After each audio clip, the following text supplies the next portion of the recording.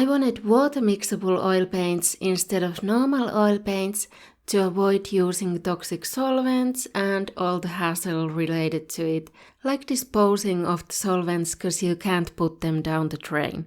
So I was under the impression that you can both use water as a solvent and clean the process with water and soap afterwards when using water mixable oil paints. But that was not the case.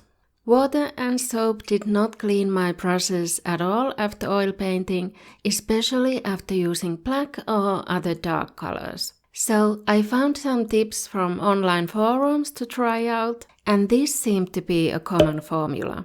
While painting, I kept the used brushes in a mix of pine soap and water. Some of the color was already removed at this point. After I finished my paintings, I swirled the brushes around in the pine soap liquid to get it everywhere and then wiped the brushes on a piece of paper towel I had been using anyway while painting. The second step was pouring out some cooking oil and swirling the brushes in that. A lot of the color did in fact get out at this point and stay in the oil. I wiped them on the paper towel afterwards and you can see that a layer of paint was removed. Some of the brushes might look blue now, but I got out the black oil paint, which was the hardest one to get rid of. How to dispose of the dirty used oil. I scooped it up with a paper towel afterwards and put it in the trash. And the final step is to rinse the brushes in water and dish soap to get rid of the oil.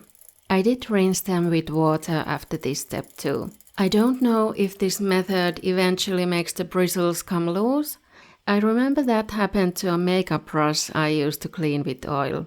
But so far I'd say this was better than any of the other methods I've tried. I'm not sure if the leftover blue is also oil paint or if there's some blue acrylic paint underneath that's not gonna come off with oil. So I think these could use another round of cleaning, but they are usable as they are now, and I'm amazed that the tip of the black brush got clean because the black oil paint was there for years.